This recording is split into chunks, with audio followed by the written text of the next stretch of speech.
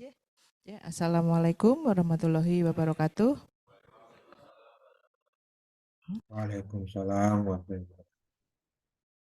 Eh, Puji syukur kehadirat Allah Subhanahu wa taala ya pada siang hari ini kita masih bisa bersama-sama berkumpul ya bersama-sama untuk eh, berbicara mengenai perkembangan fisika yang menarik ya sampai saat ini gitu ya.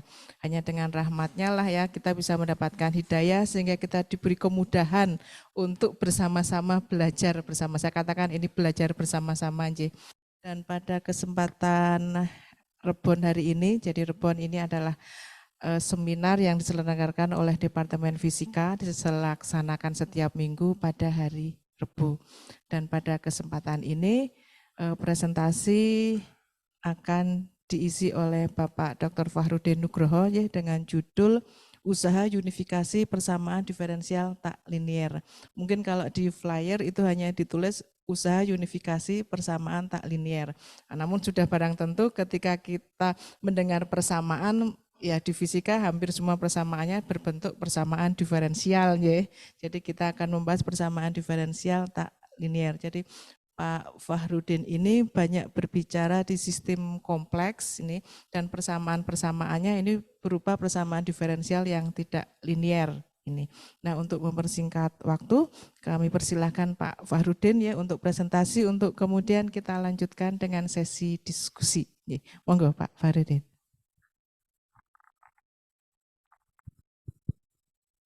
Terima kasih Bu Palupi. Assalamualaikum warahmatullahi wabarakatuh. Selamat pagi menjelang siang Bapak Ibu dan rekan-rekan semuanya. Jadi di kesempatan ini saya sebenarnya hanya akan bercerita kecil saja dan mungkin agak runtutan historis begitu terkait hobi gitulah ya, hobi yang saya lakukan di Departemen Fisika ini bersama dengan kolega dan beberapa mahasiswa bimbingan saya. Jadi seperti yang disampaikan oleh Bu Palupi, ini adalah judulnya sebuah usaha atau bisa dikatakan langkah kecil untuk mencoba meunifikasi persamaan diferensial tak linier dalam konteks pattern formation atau pembentukan pola. Sesungguhnya itu ya judulnya, cuma biar singkat ya sudah, kira-kira itu judulnya. Kemudian enggak mau bergerak ini, kok freeze ya?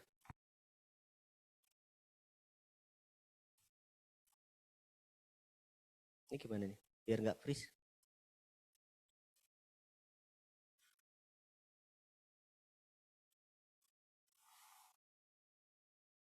Minta dibantu Mas biar enggak freeze gimana?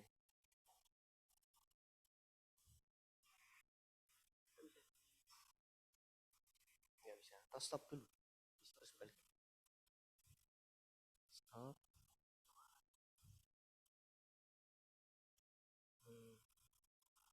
Mana tadi ya?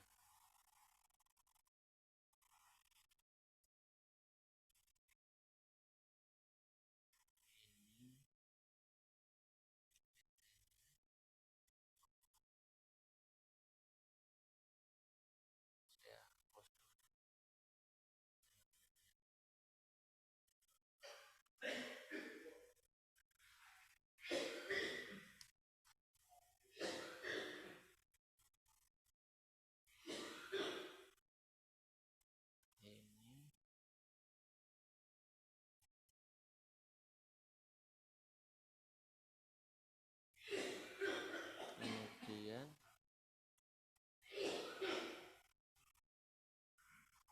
ke sini.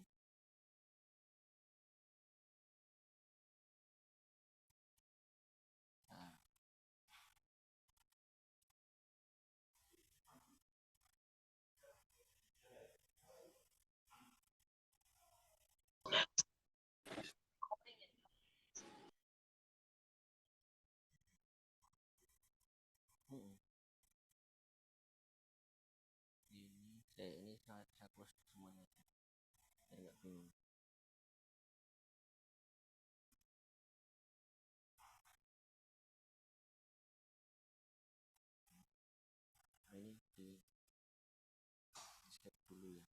Oke, terus zoom. Ini.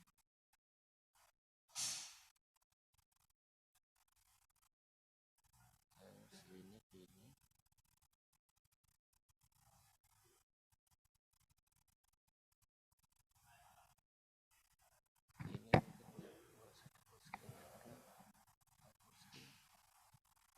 Ini aja. Ya. Baik, kita lanjutkan. Mohon maaf ada gangguan teknis tadi, freezing. Jadi itu judulnya. Kemudian kita sangat menyadari bahwa di dalam sains kita melakukan observasi kalau kita bekerja dengan alam, kemudian melakukan eksperimen dan pengukuran jika kita membangun sistem eksperimen di laboratorium. Kemudian pada akhirnya kita berusaha memberikan model seuniversal mungkin dengan berbagai macam persamaan matematis ya, utamanya persamaan diferensial. Dan itu berlaku tidak hanya untuk fisika dan sains, tetapi juga dalam kasus teknik ya, itu juga berlaku seperti itu.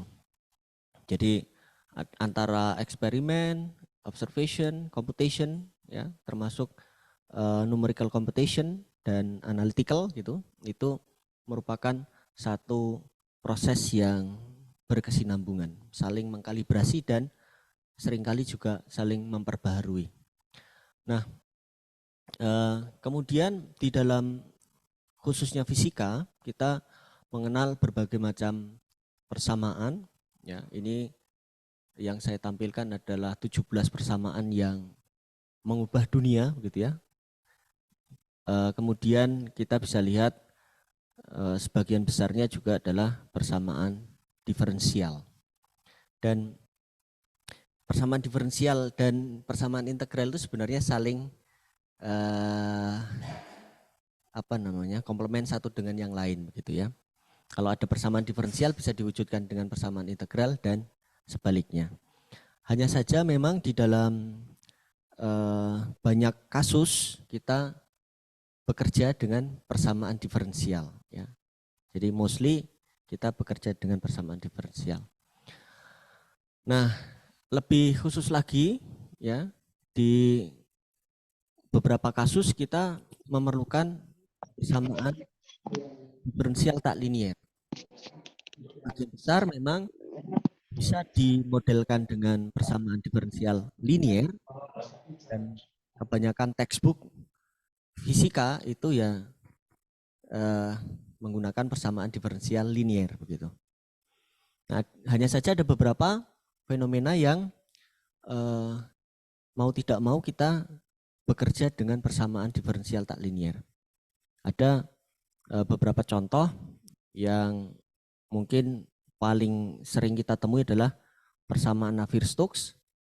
Itu orang mengatakan persamaan diferensial cukup real karena antara fenomena dan variabel-variabel yang digunakan itu sangat dekat gitu ya. Jadi variabel dengan yang terukur di fenomena itu cukup dekat. Dan istilah pembimbing saya, Prof. Kai, waktu di Jepang itu mengatakan orang fluid dynamics itu pagi-pagi menyembah persamaan Navier-Stokes gitu ya, menggunakan gaya Shinto-nya itu ya. Jadi ini mungkin kalau ada Pak Ali Joko ini bentuk kesirikan baru gitu ya, menyembah persamaan diferensial. Kemudian kita juga mengenal ada persamaan Schrödinger, ini sudah sangat terkenal di kalangan fisikawan begitu. Dan beberapa kasus itu kita harus beranjak dari persamaan diferensial Schrödinger yang linear itu ke persamaan diferensial tak linear. Ya. Dan ini nanti coba kita sedikit bahas mengenai itu. Kemudian ada persamaan Ginzburg-Landau, ini juga saya yakin banyak yang sudah sangat kenal karena merupakan model yang digunakan untuk menjelaskan fenomena superkonduktivitas dari sudut pandang fenomenologis. Jadi ada dua sudut pandang yang terkenal di penjelasan superkonduktivitas, sudut pandang mikroskopis, BCS teori, kemudian sudut pandang fenomenologis, yaitu Ginzburg-Landau. Kemudian persamaan yang lain mungkin yang dua ini relatif tidak sering kita dengar ya, Swift-Hornberg. Ini adalah persamaan diferensial untuk fenomena magnetohidrodinamika ya, dan Kuramoto-Shifasinski ini adalah persamaan diferensial yang digunakan untuk memodelkan turbulensi di mixing proses pencampuran dua substansi kimia yang melibatkan tidak hanya difusi osmosis tetapi juga ada proses mixing pergerakan fluida yang mengakibatkan adanya turbulensi di situ.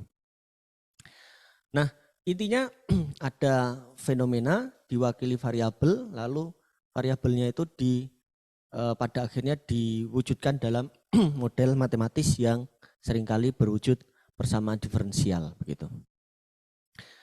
Sebenarnya fokus kita hari ini bukan ke situ, tetapi coba kita akan beranjak sedikit demi sedikit dari fenomena dan pemodelan, lalu beberapa hasil.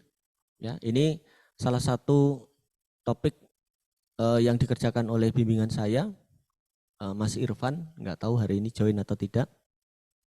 Sebenarnya saya memberikan satu gagasan kepada Mas Irfan untuk mencoba memodelkan swinging atau pergerakan katakanlah partikel begitu di antara di dalam potensial bistable. Jadi ada stable kiri, stable kanan. Kemudian kalau di kuantum tentu kita mengenal tunneling begitu. Kemudian ada tambahan suku nonlinearnya ini dari proses kondensasi boson. Nah, sebenarnya bukan itu yang dulu saya tawarkan kepada Mas Irfan, tetapi bagaimana kalau di suku yang ini itu ada noise gitu ya, gangguan noise. Ini merupakan salah satu pendekatan semi klasik begitu. Jadi persamaan yang ini menggambarkan dunia mikro, kalau ditambah dengan suku noise itu berarti ada pengaruh thermal. Jadi ya satu langkah kecil untuk menggabungkan kuantum dan termodinamik. Jadi modelnya seperti itu sebenarnya. Tetapi kemudian Mas Irfan lebih tertarik pada pengaruh kondensasi boson dan modelnya adalah menggunakan tak linear seperti ini. Kemudian kita juga sudah mengenal bahwa psi di sini adalah fungsi gelombang berhubungan dengan kebolehjadian menemukan partikel ya kalau diintegralkan dari minus infinity sampai plus infinity gitu ya dx, maka itu adalah peluang kebolehjadian menemukan partikel. Jadi ini sebenarnya juga hasil kesepakatan gitu ya, kesepakatan. Nah, kemudian yang tidak kalah penting saya harus menekankan bahwa intinya di persamaan Schrödinger ini ada suku linier ditambah suku tak linier gitu ya. Jadi catatan kecilnya di sini adalah ada suku linier dan ada kontribusi tak linier. Jadi itu catatan yang pertama terkait ini. Kemudian ini potensial sumur ganda yang saya katakan tadi. Jadi kalau kuantum ini ada potensial, ada partikel, maka kita mengenal kuantum tunneling dari stable kiri, stable kanan, dan seterusnya gitu ya. Ini tidak ada yang misterius sebenarnya.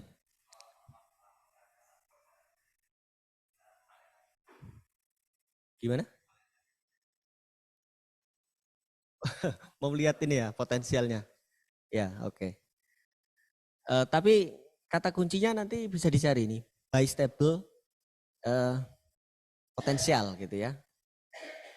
Tidak harus ini juga bentuknya, tetapi bisa berbagai macam. Intinya stable kiri, stable kanan gitu ya. Kemudian ini kebetulan simetris ya.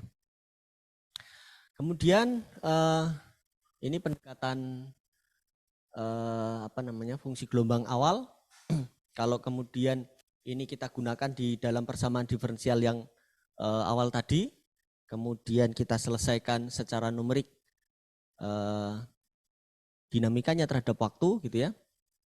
Kita bisa melihat nanti ini bergerak ke kiri ke kanan dan selama prosesnya kita tidak hentikan, maka kita bisa melihat bagaimana penyebaran fungsi gelombang yang berhubungan dengan peluang kebolehjadian tadi. Ya, ini salah satu contoh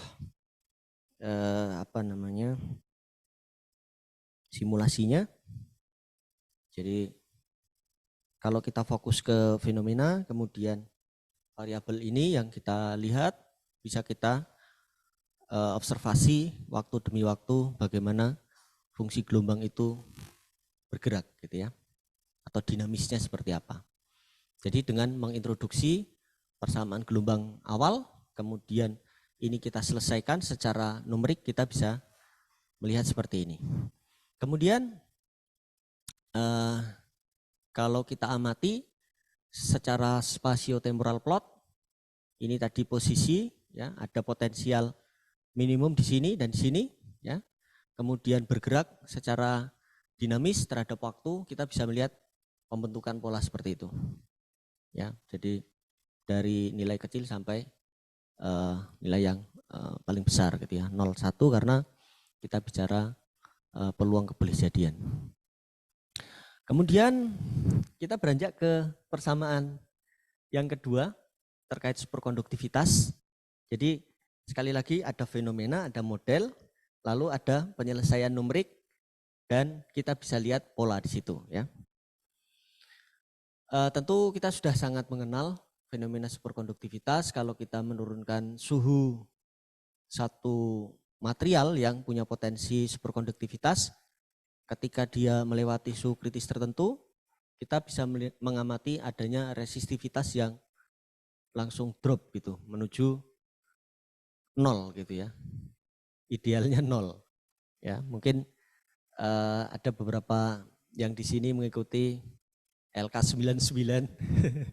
Ya, ini ya itu kemarin di Nature sudah ada bantahan begitu ya. Tetapi masih menarik karena membuat mimpi kita terbangun lagi gitu ya. Mimpinya apa? Bukan terbangun lagi, mimpi kita muncul lagi gitu untuk mewujudkan superkonduktor di suhu ruang gitu ya. Meskipun sekarang agak jadi mimpi kita buyar lagi gitu ya.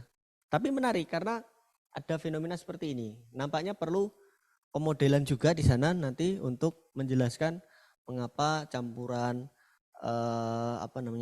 sulfida ditambah dengan Cooper gitu kan, kok bisa menunjukkan fenomena penurunan seperti ini. Tetapi memang ordernya masih sangat tinggi ya, cukup tinggi resistivitasnya. Oke, kembali ke sini ya. Lalu ada fenomena Meissner, lalu kalau kita bicara suhu dan medan magnet gitu ya, maka ada dua keadaan, yaitu keadaan Meissner dan keadaan normal, di mana keadaan Meissner itu mewakili superkonduktivitas dan keadaan normal di mana resistivitasnya lebih dari 0 itu ya berarti materialnya kembali menjadi normalnya dia. Kalau tadinya resistor ya resistor, tadinya konduktor biasa ya konduktor gitu ya, dan seterusnya. Nah, kemudian model yang diajukan oleh Ginzburg dan Landau itu juga cukup lucu ya. Jadi yang diajukan adalah ada psi, ya. Kalau tadi psi itu bermakna mikroskopis, kalau sekarang psi ini lebih ke makroskopis, yang disebut sebagai parameter benahan. Ya. Parameter benahan itu kalau tidak terbenah 0, itu berarti keadaannya biasa. Ya, kalau keadaan awalnya konduktor ya konduktor biasa, kalau resistor ya resistor gitu. Lalu nilainya 1 mutlak itu adalah konduktif, superkonduktif ya. Jadi superkonduktivitas itu ya sebenarnya mirip-mirip dengan tadi probabilitas menemukan partikel gitu. Cuma kalau sekarang disebut parameter benahan, 0 itu normal, 1 itu superkonduktif gitu ya. Kemudian diperkenalkanlah model yang lebih komplit ditambah dengan medan tera untuk magnetnya begitu. Kemudian biasanya kita bekerja dengan persamaan ini untuk memodelkan fenomena superkonduktivitas ya. Ini salah satu yang dulu pernah saya kerjakan, tapi pendekatannya linier ya, dengan asumsi bahwa kalau tadi hanya ada ini Meissner normal gitu, lalu orang mempurpose di atas Meissner itu ada mixed state, jadi antara normal dengan Meissner gitu ya. Lah kalau yang saya kerjakan di bawah bimbingan Pak Peke dulu, terima kasih Pak Peke, ini kebetulan pembahasannya masuk ke situ, itu ada medan nukleasi gitu ya. Dan kemudian ketika kita bicara medan nukleasi, parameter benahan tadi yang antara 0 dan 1 ketika baru mulai akan terjadi atau mulai terjadi ya, bukan mulai akan, mulai terjadi superkonduktivitas, nilainya sangat dekat dengan 0. Dengan asumsi itu maka ini suku psi kuadrat psi itu kita abaikan gitu ya. Jadi persamaan linier ini. Kemudian sekedar mengenang memori itu, ini apa namanya, penyelesaiannya cukup panjang dan lebar. Kemarin saya coba memahami lagi, kok ya agak lupa juga gitu ya. Ini dulu pekerjaan S2, kemudian ada hasil-hasilnya. Nah poinnya ini bisa kita kerjakan gitu ya, meskipun pendekatannya linier gitu kan. Tapi catatan lagi serupa dengan yang persamaan Schrödinger tadi, ada suku linier di sini ya, dan kontribusi suku tak linier ya. Jadi kita kalau bicara persamaan diferensial tak linier itu sebenarnya hanya ada tambahan suku tak linier begitu ya. Kuncinya itu. Kemudian kalau menyelesaikan atau menyelesaikan secara numerik, kontribusi keduanya lah yang kita coba rumuskan gitu ya, atau selesaikan. Nah, kemudian ya, persamaan Ginzburg-Landau itu juga tidak hanya dikenal untuk menjelaskan fenomena superkonduktivitas, tetapi juga dikenal sebagai satu model yang bisa digunakan untuk melihat pembentukan pola. Ya, kalau tadi persamaan Schrödinger juga gitu, spatiotemporal plot bisa kita lihat ada pola. Kemudian persamaan Ginzburg-Landau yang kebetulan ini yang real gitu ya. Catatannya sekali lagi sama, di sini ada suku linier dan kontribusi tak linier. Jadi persamaan diferensial tak linier itu ya hanya persamaan diferensial linier ditambah satu suku gitu ya, mewakili fenomena fisisnya yang aslinya apa gitu ya, tergantung sistem yang ditinjau. Nah kemudian ada persamaan yang lain yang sudah saya sebut tadi, persamaan Swift-Hohenberg. Ini adalah model bagi magnetohidrodinamika. Tahun 77 ini sudah terbit oleh dua orang ini, oleh Swift dan Hohenberg. Dan kalau kita lihat ada kemiripan lagi, ada suku linier dan suku tak linier gitu ya. Kemudian di sini ada parameter alfa gitu misalnya. Kemudian kalau kita selesaikan dengan beberapa nilai parameter, kita bisa lihat pembentukan pola spatiotemporal plot. Ini spasialnya, lalu temporal terhadap waktu begitu. Ya. Kemudian ini untuk beberapa nilai parameter yang berbeda, kita lihat kompleksitasnya bisa berubah ya, menjadi lebih kompleks dan lebih kompleks. Ya. Kemudian ada persamaan yang lain, Kuramoto-Shifasinski, yang sudah saya sebutkan tadi di depan, bahwa ini adalah model untuk turbulensi pada mixing dua substansi kimia. Ya. Kemudian, nah ini kita mulai beranjak pada satu ide yang disebut sebagai linear stability analysis. Sebenarnya sederhana saja, kita di fisika sering menggunakan ansatz atau juga menggunakan pendekatan perturbatif ya atau gangguan.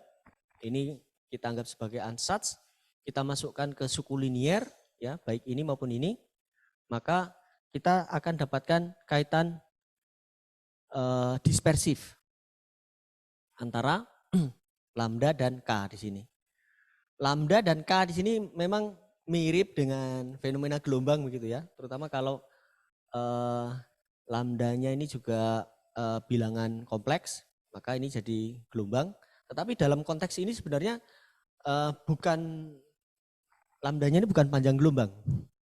K-nya ini bolehlah dikatakan wave number karena ada pola tadi ya, ada naik turun. Nah, di sini karena konteks kita di dalam tak linier itu adalah stabil atau tidak stabil, lambda di sini berhubungan dengan laju pertumbuhan atau growth rate. Artinya kalau lambdanya positif, eksponennya berarti kan akan bertambah naik gitu ya, seiring dengan waktu. Lalu kalau negatif, decay. Jadi lambda di sini bukan wave number, ya, tetapi lebih cenderung pada growth rate, laju pertumbuhan. Kalau laju pertumbuhannya besar, cenderung eksponensial naik, maka cenderung tidak linier begitu. Itu interpretasinya.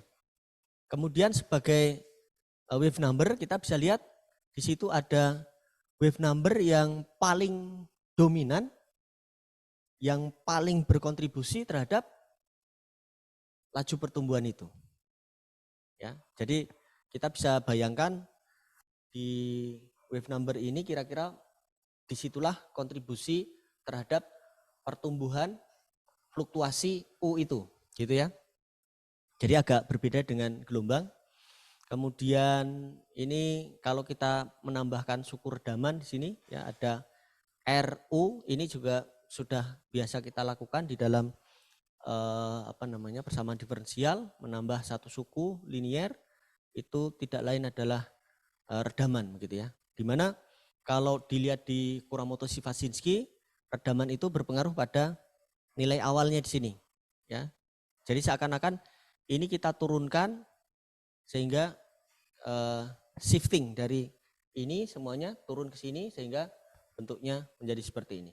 Jadi ini adalah ya dengan linear stability analysis kita sedang memperhatikan kontribusi suku linier. Ya, kalau kita selesaikan itu saja, ini kita abaikan berarti ya itu adalah persamaan diferensial linier yang kita perhatikan. Nah, sekarang selain suku linier ada suku tak linier. Bentuknya sebenarnya bisa dikatakan hanya dua. Ya, yang pertama adalah U du dx seperti yang ini atau seperti yang Ginzburg-Landau. C kuadrat C atau U kuadrat U gitu ya. Jadi model yang hampir semuanya gitu ya di dalam fisika yang saya temui itu adalah hanya dua itu, U du dx atau U kuadrat U gitu ya. Yang mana kemudian orang menyebutnya U kuadrat U itu adalah hasil dari pendekatan Lyapunov atau free energy form. Jadi free energinya psi pangkat 4 begitu setelah diformulasikan persamaan diferensialnya jadi U kuadrat U gitu ya. Lalu yang ini itu dikatakan sebagai non Lyapunov atau non free energy form gitu ya. Jadi ada suku linier yang bentuknya seperti ini, salah satunya untuk Kuramoto-Shifasinski, lalu ada suku tak linier. Ya. Lalu serupa dengan dua persamaan yang di atas tadi, kita bisa menyelesaikan secara numerik gitu. Kita peroleh pola lagi. Gitu, ya. Pola dan pola lagi. Jadi ada fenomena, ada persamaan diferensial, ada pola. Nah, sebenarnya yang ingin kita fokuskan di kesempatan kali ini adalah ini bisa saya skip ya, ada persamaan yang lain. namanya Nikolaevsky, mungkin bisa kita skip. Kurang lebih adalah ini. Jadi secara umum ada yang dinamakan dengan pattern formation, ya. Dan ini oleh Cross dan Hornberg dipublikasikan di Review of Modern Physics dengan judul Pattern Formation Outside of Equilibrium, di mana salah satu bab pokoknya adalah persamaan diferensial tak linier, ya, meliputi ada Ginzburg-Landau, Gansberg-Pitowski, kemudian ada Kuramoto-Shifasinski dan seterusnya, ya. Kemudian intinya kenapa dikatakan pattern formation, karena persamaan-persamaan itu bisa menunjukkan pembentukan pola yang unik gitu ya. Mewakili tentu saja fenomenanya. Nah, fokus kita hari ini adalah ini. Jadi satu statement penting di dalam Cross-Hornberg itu adalah ada 3 tipe persamaan diferensial yang dipakai di dalam pattern formation, ya, atau pattern formation, pembentukan pola. Yang pertama adalah tipe 1, tipe 2, tipe 3 gitu ya. Penyebutannya tidak masalah bagi kita. Mau dibuat tipe seperti apapun namanya. Nah, tipe yang pertama itu seperti ini. Jadi di sini ada parameter kendali kurang dari 0, 0 dan lebih dari 0 gitu ya.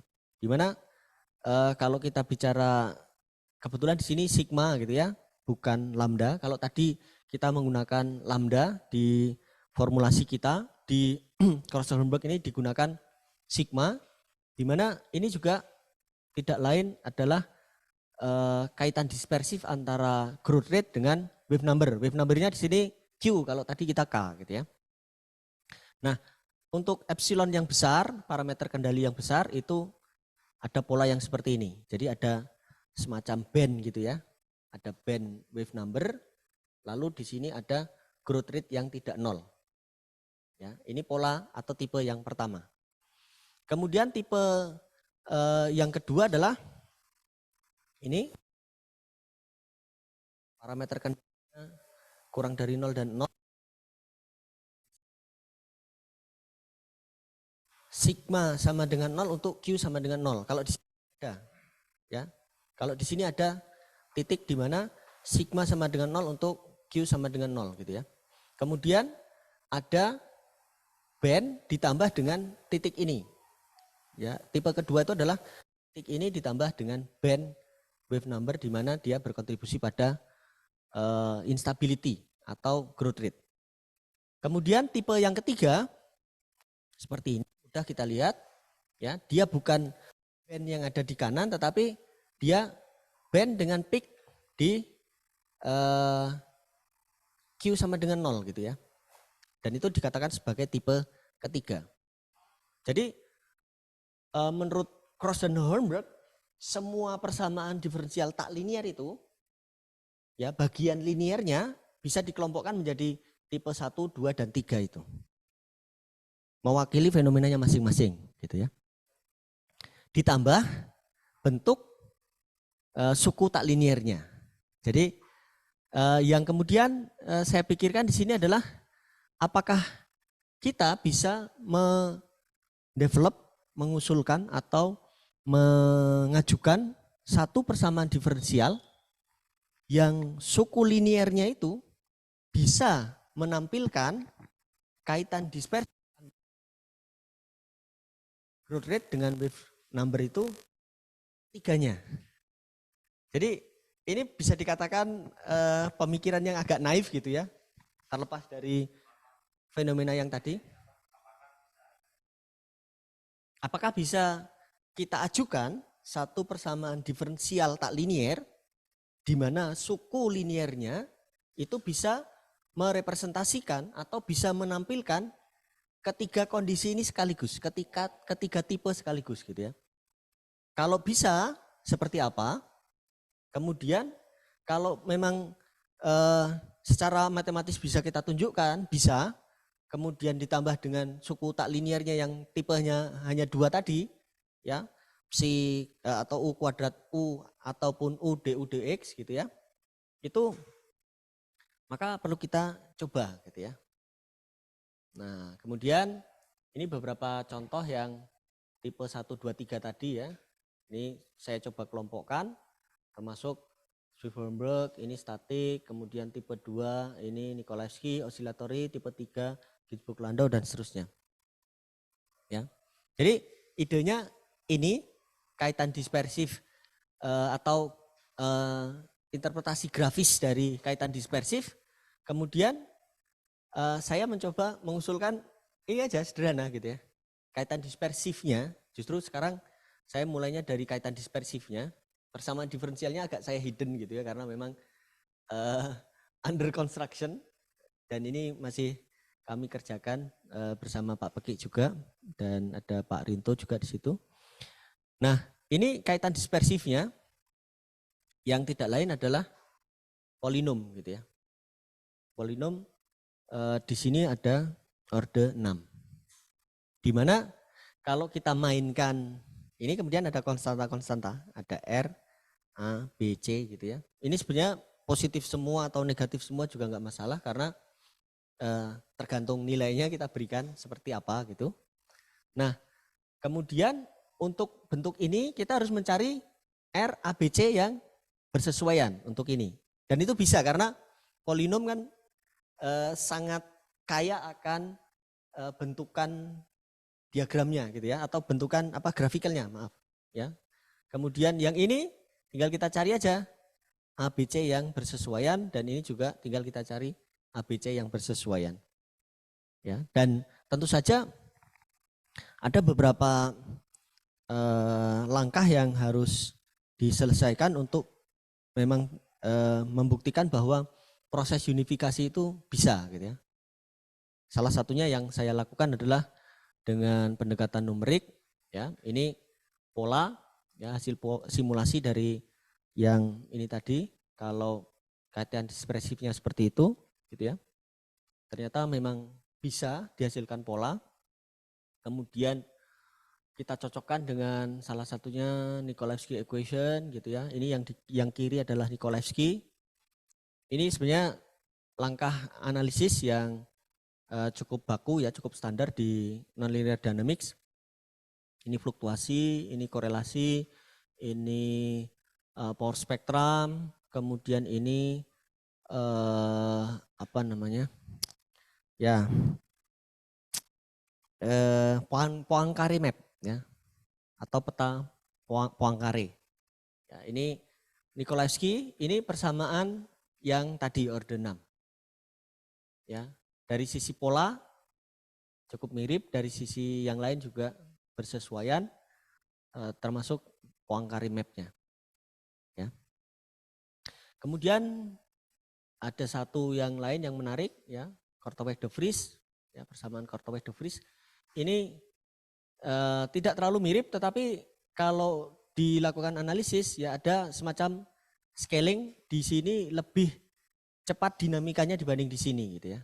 Lalu otomatis dari sisi analisis yang lain juga ada perbedaan ya. Ini Poincare map-nya lebih ramping, kalau di sini lebih tebal gitu ya. Kemudian Swedenborg ya belum saya tampilkan di sini. Kemudian Kuramoto-Sivacinski, ini polanya mirip-mirip. Kemudian ya sekali lagi dari sisi dinamis memang kadang agak berbeda, tetapi dari sisi analisis berikutnya, analisis dinamik, misalnya ini Poincare map-nya ini juga mirip gitu ya. Dimana angka-angka di sini adalah nilai dari ABC-nya tadi. Intinya metodenya itu senaif itu gitu ya. Jadi ada suku linier, suku tak linier. Suku tak liniernya kita ikuti, suku liniernya kita ajukan satu yang universal, melingkupi 3 tipe tadi, tipe 1, tipe 2, tipe 3 gitu ya.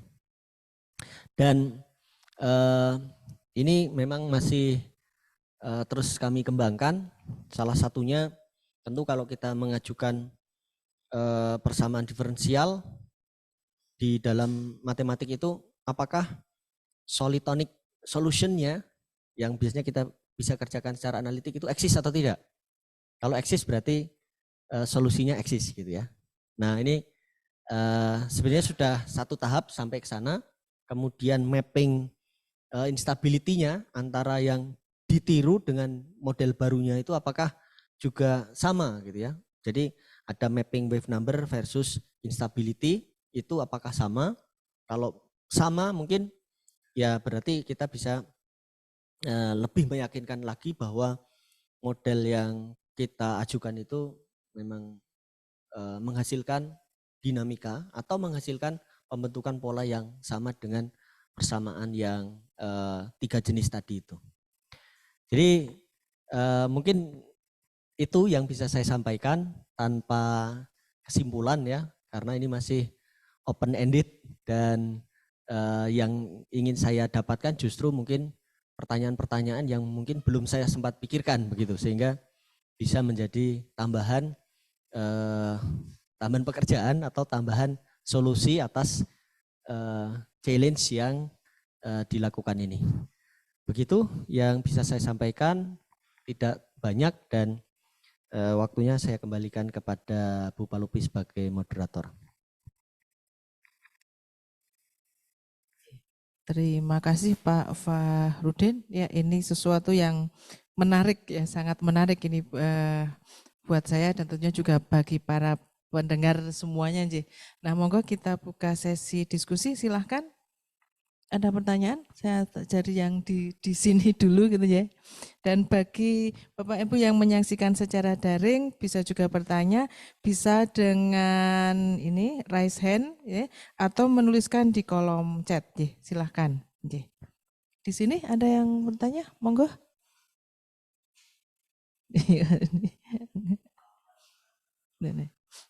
Atau sambil menunggu, ini saya ada beberapa pertanyaan ini Pak Fahrudin, karena ini model yang sangat menarik. Tadi kan sukunya tadi, lambdanya kan tadi pangkat berapa, coba di slide yang sebelumnya. Itu kenapa diambil pangkatnya genap? Nah itu kan lambdanya sama dengan RU ya plus AK kuadrat, K-nya ini ya bisa dianggap kayak bilangan gelombang ya tadi kalau nggak salah ya. Kemudian lambdanya tadi di sini ini suku apa menunjukkan dispersinya aja. Iya, kaitan dispersif growth rate dengan wave number di sini, Bu. Nah. Jadi pertanyaannya kenapa genap begitu? Iya, kenapa kok genap? Karena kan ini modelnya kan sebenarnya ini gitu kan, sehingga dibuat unifikasi dengan lambdanya berbentuk seperti ini gitu ya. Tapi kalau ini modelnya kenapa juga B-nya harus minus? Kenapa? Kan lebih enak kalau semuanya plus gitu. Iya. Toh nanti berapa nilai ABC-nya kan itu akan kita sesuaikan dengan ini ya, fisis model untuk fisisnya tadi. Terima kasih pertanyaannya. Memang kenapa genap gitu ya? Ini sebenarnya intuisinya mirip dengan persamaan diferensial yang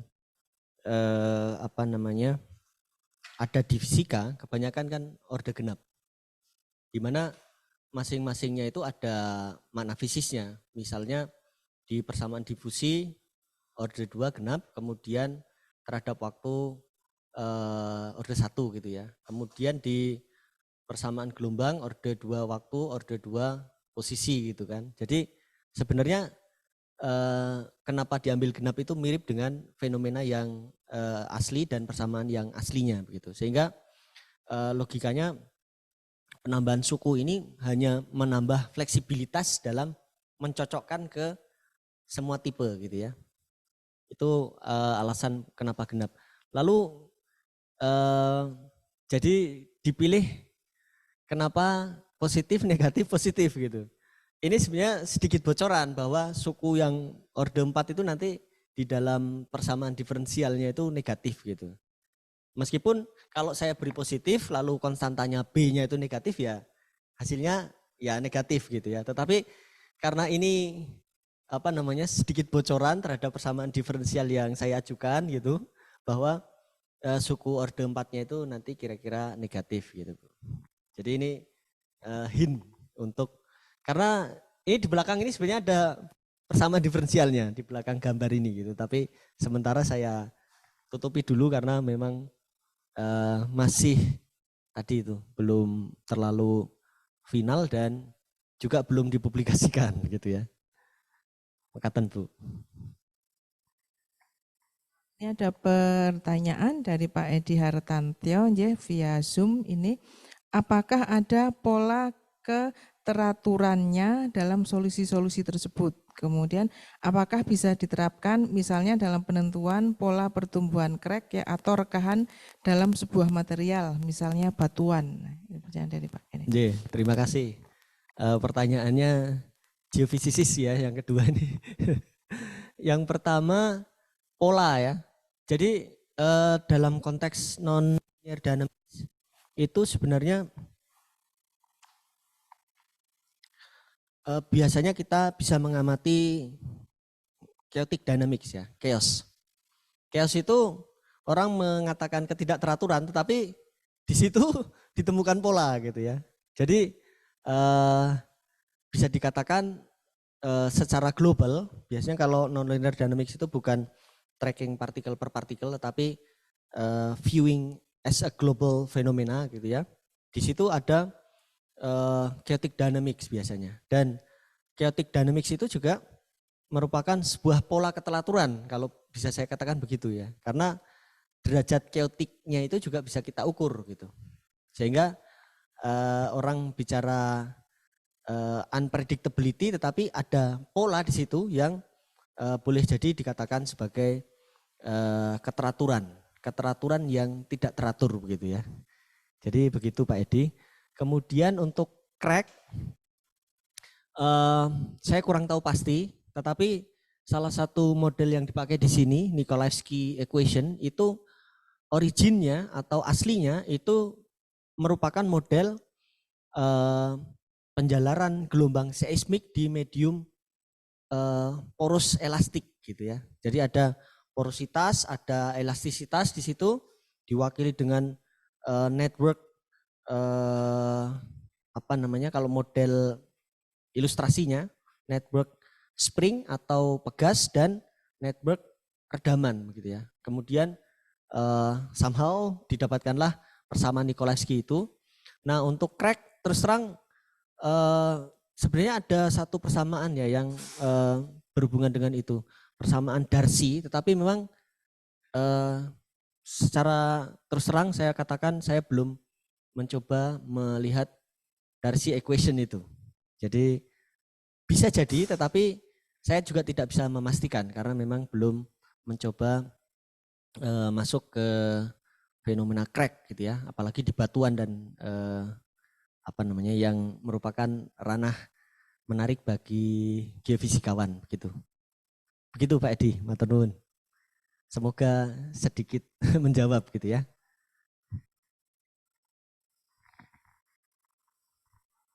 Yang di sini silahkan, mumpung ketemu dengan Pak Wadud ini.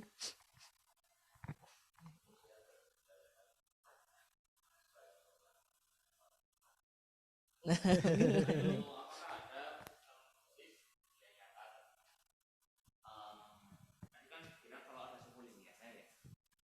Itu tuh apakah ada?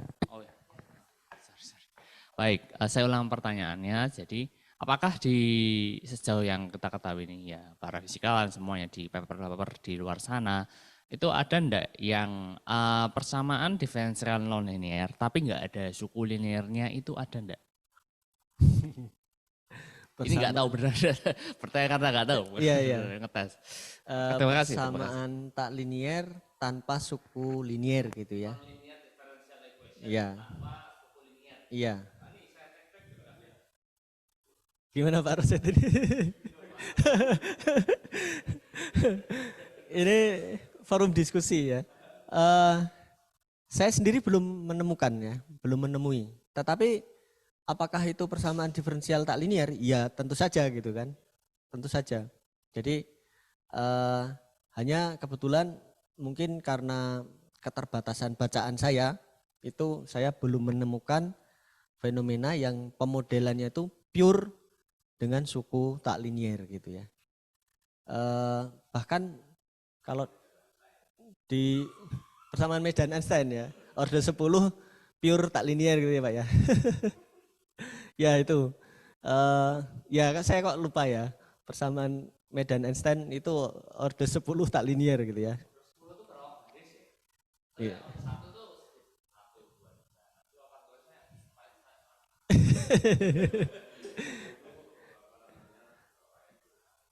Iya, gitu. Jadi iya saya kok apa namanya miss satu persamaan itu ya, yang cukup terkenal dan powerful ya. Persamaan yang tanpa tedeng aling-aling bisa memenangkan berbagai macam apa namanya hasil pengukuran gitu. Gitu jawaban saya. Ya, mohon maaf atas keterbatasan yang saya miliki. Nampaknya sudah ini Bu, nggak ada yang mau ditanyakan lagi. Oh di Pak Rosid nih, monggo.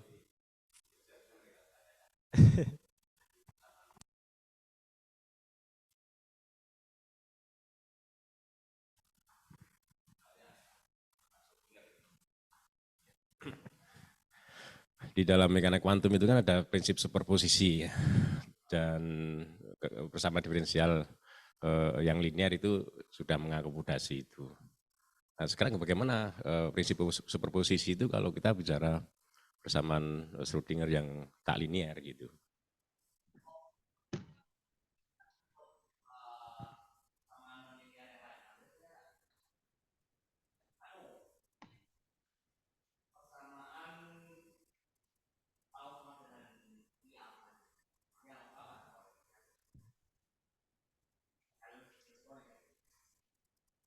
Oke, saya coba menjawab yang Pak Rosid dulu ya. Jadi sangat masyhur bahwa persamaan Schrödinger itu ya linear, kemudian di sana digunakan prinsip superposisi ya, kombinasi linear dan seterusnya. Nah, masalahnya memang ketika kita masuk ke non linear gitu ya, biasanya prinsip superposisi itu memang tidak dipakai lagi. Kemudian ada hal yang lain yang terbedakan dari linear dan tak linear.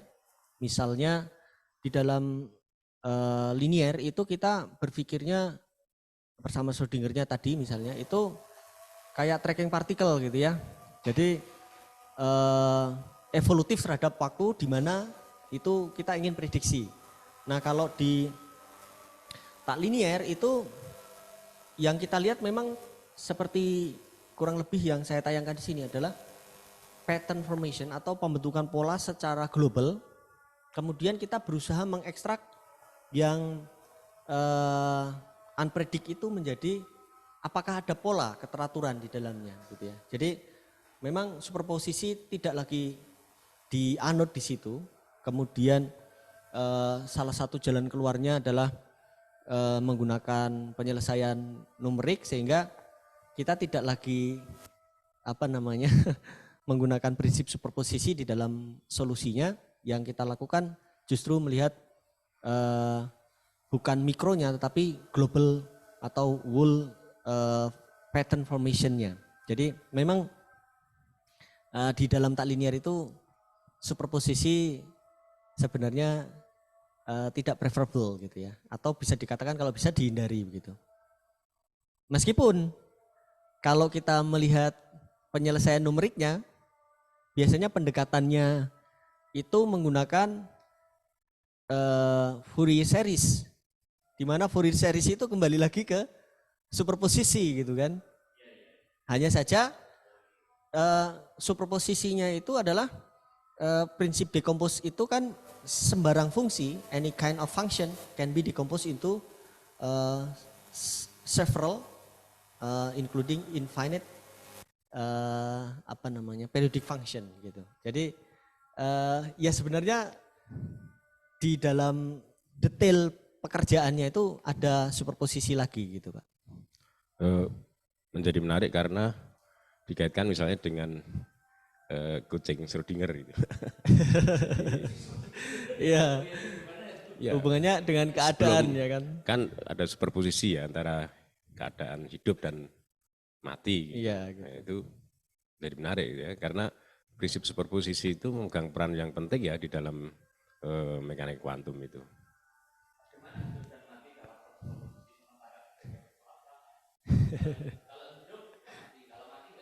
Ya, itu bukan persoalan yang saya tanyakan di sini. Itu nanti bisa dilihat di tempat yang lain ya. Tapi yang menarik tadi. Tatarannya memang ke lebih. Jadi artinya ke apakah filosofis. kucing Schrödinger bisa dihindari ya?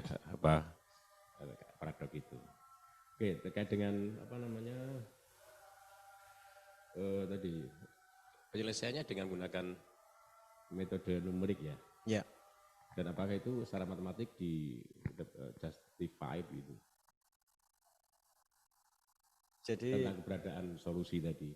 Apakah bersama apa namanya teorema solusi existence and uniqueness of solution itu di dalam bersama diferensial di matematik itu sudah tidak memadai untuk di situ. ya, bisa dikatakan begini, termasuk salah satu yang menjadi challenge persamaan yang diajukan ini sebenarnya kan eksistensi solusi. Kemudian kalau kita bicara persamaan diferensial tak linier itu ada yang namanya ill possedness dan well possedness. Nah itu juga nampaknya perlu dilihat nanti gitu. Apakah yang diajukan itu juga well possessed gitu ya, sehingga keberadaannya kemudian diakui sebagai model yang bisa diterima gitu. Jadi memang masih cukup banyak PR yang harus dikerjakan. Tapi bagi fisikawan kan nggak penting itu. Bagi fisikawan nggak penting. Mathematically justified itu nggak penting kan? Iya, penting-penting tidak penting Mbak, karena karena kalau kita mau publikasi begitu, kemudian reviewernya suka matematik, ini gimana harus diuji well posted atau ill possedness gitu ya, sehingga ya tapi kan tujuannya memang agak pragmatis. Eksperimental kan yang menentukan eksperimental. Prediksi kita tentang eksperimen ya. Jadi kalau eksperimen ya berarti persamaan yang ditiru tadi, kemudian fenomenanya seperti apa, apakah bisa katakanlah bukan menguji kebenaran tapi cocok atau tidak gitu dengan persamaan Kira-kira apa yang diajukan. dikerjakan bisa dikaitkan dengan yang tadi apa namanya untuk menjelaskan atau terkait dengan eksperimen yang ada gitu misalnya, atau paper-paper yang mengungkapkan hasil-hasil eksperimen gitu misalnya. Ya.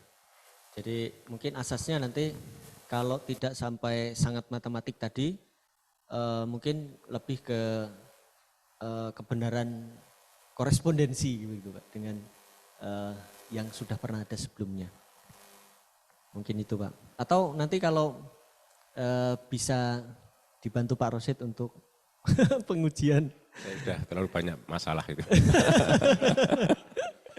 Iya makanya saya juga fokusnya ke numerik, begitu kemudian pengujian-pengujian yang standar di nonlinear dynamics yang biasa dilakukan orang, kira-kira itu yang saya coba ikuti, kemudian ya sebatas itu saja. Nampaknya kalau lebih ke matematik lagi, keterbatasan waktu dan usia mungkin tidak memungkinkan untuk sampai ke sana mungkin ya. Makasih Pak Rosid ya. Semoga sedikit bisa tidak terlalu mengecewakan diskusinya. Ini dari Zoom ada 2 pertanyaan dari Mas Franky Suseno Malik dengan Mas Harmon Prayogo. Nah silahkan Mas Franky Suseno Malik ya, karena sudah raise hand. Ya silahkan, ini bisa langsung ditanyakan ke Pak Fahrudin bagaimana ini. Terima kasih Ibu Palupi. Suara saya terdengar Ibu? Terdengar jelas. Oke, matur nuwun. Yang saya hormati pemateri kita pada hari ini Bapak Fahrudin, dan yang saya hormati Bapak Ibu dosen yang ada di UGM. Izin Pak Fahrudin, karena topiknya ini kan terkait dengan persamaan diferensial ya Pak. Dan kita tahu persamaan diferensial itu biasanya digunakan untuk menyelesaikan masalah yang berkaitan dengan persoalan matematik. Walaupun persamaan diferensial tidak semuanya mudah sih untuk kita selesaikan secara analitik. Jadi terkadang memang kita perlu metode numerik untuk menyelesaikannya, apalagi diferensial nonlinear sebagaimana yang dijelaskan oleh Pak Fahrudin. Jadi begini Pak, saya pernah belajarkan ya untuk murid-murid saya di SMA dan juga pada teman-teman sebaya, tentang suatu peristiwa fisika. Jadi waktu itu yang kami jadikan kasus itu adalah terkait dengan aliran panas pada suatu bahan pakai Excel gitu ya Pak. Dan menarik memang bagi murid fenomena aliran panas itu kan bisa kita tampilkan dalam berbagai representasi visual gitu. Tapi persoalannya ya saya dalam hal ini ya belum mampu untuk memodelkan fenomena fisik lain ke dalam bentuk persamaan diferensial gitu.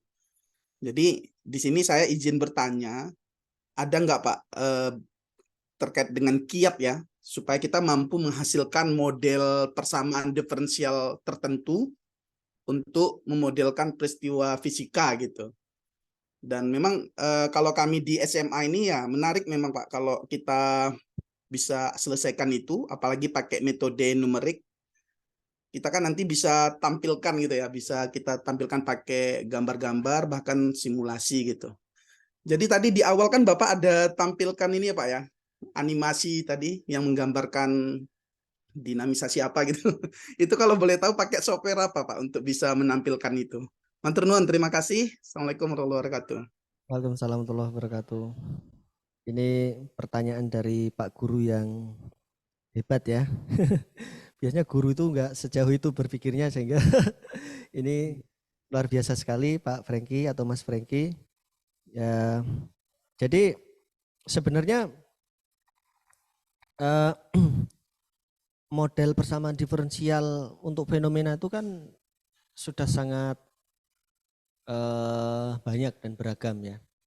Kalau untuk level SMA misalnya untuk gelombang, osilator harmonik atau apa namanya gelombang secara umum ya, getaran ataupun gelombang, itu bisa kita gunakan sebagai model yang juga bisa diselesaikan secara numerik menggunakan katakanlah tadi Microsoft Excel ya atau Sheet.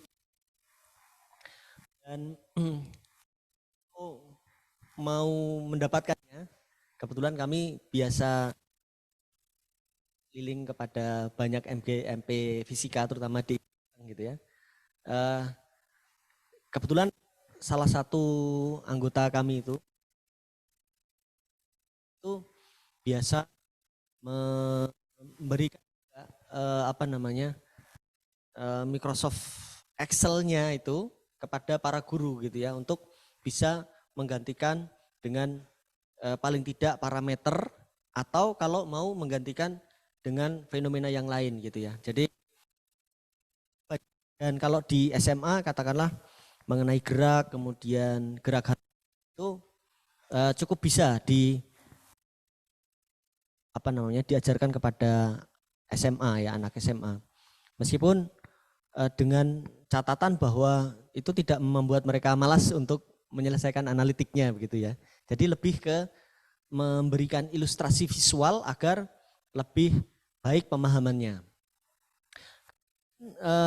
Terkait software ini atau untuk menyelesaikan, kebetulan sekarang sedang trending satu bahasa pemrograman Python gitu, dan saya pun juga menggunakan Python untuk menyelesaikan secara numerik persamaan diferensial di atas tadi gitu ya, semuanya itu tadi. Dan sebenarnya itu bukan satu-satunya pilihan. Dulu waktu S1 saya menggunakan Java namanya, bukan Jawa tapi Java ya, yang sintaksisnya mirip dengan Python. Jadi itu opsional saja. Katakanlah untuk SMA pakai Excel pun boleh. Bahkan untuk penelitian advance pun kalau kita mau telaten pakai Excel itu sah-sah saja. Karena yang penting adalah matematika diskritnya kita tuangkan ke dalam formulasi yang tepat gitu ya. Karena nanti pada akhirnya rekursif, sigma dan seterusnya itu bisa juga digunakan untuk menyelesaikan hal-hal yang kompleks gitu ya. Hanya saja mungkin nanti kita mengalami kendala redundansi ya.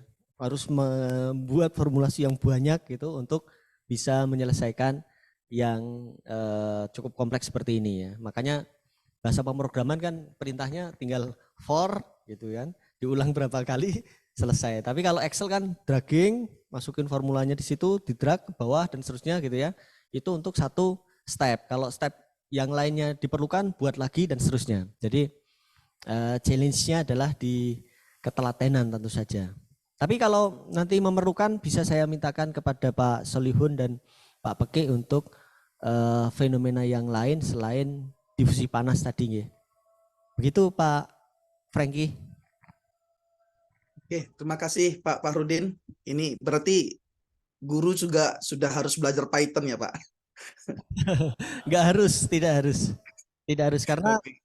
di SMA itu pertama konsep, kemudian penerapan analitik itu sudah lebih dari cukup untuk menambah saja sifatnya mungkin bisa dikatakan sunnah gitu ya untuk para guru Oke. bisa memahamkan lebih lanjut lagi menggunakan efek-efek visual gitu ya, grafis, kemudian movie dan lain sebagainya. Ini, Begitu Pak. Oke, makasih Pak. Siap atas sharingnya. Ya. ini ada satu pertanyaan lagi ya dari Mas Harmon.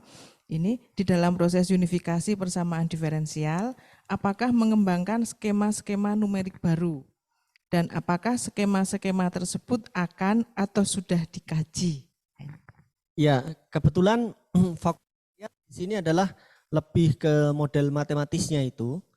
Dan untuk menyelesaikan model matematis itu saya tidak menggunakan atau tidak mengajukan metode numerik yang baru. Sekedar menggunakan metode numerik yang sudah ada. Untuk kasus-kasus ini kebanyakan menggunakan metode dengan faktor integrasi ya. Jadi integrasi numerik, kemudian ada faktor integrasi untuk menambah kestabilan hasil atau solusi numerik yang kita capai gitu Pak Harmon. Jadi tidak ada yang baru di metode numerik yang saya gunakan di dalam penelitian kali ini. Demikian je. Saya rasa sebenarnya semakin siang diskusinya semakin menarik je. Namun karena waktu je, karena kita hanya alokasi waktunya hanya sekitar 1 sampai 1,5 jam je, sehingga dengan terpaksa ini diskusi yang menariknya tidak bisa saya menambah pertanyaan je. Ya kemudian saya mengingatkan bagi Bapak Ibu yang mengikuti secara daring ya untuk mengisi presensi je seperti yang ada di kolom chat ini. Dengan berakhirnya sesi diskusi ini, maka akan saya akhiri rebon hari ini. Terima kasih kepada Pak Fahrudin yang telah berkenan mengisi dan juga terima kasih kepada Bapak Ibu, baik dosen maupun rekan-rekan mahasiswa yang telah berkenan mengikuti seminar rebon hari ini. Jangan lupa minggu depan masih akan acara rebon lagi yang akan diisi oleh dosen dengan dari KBK yang lain. Demikian dari saya. Saya akhiri rebon hari ini. Wassalamualaikum warahmatullahi wabarakatuh. Waalaikumsalam warahmatullahi wabarakatuh. Makasih Bu Palupi, makasih Pak Fahrudin.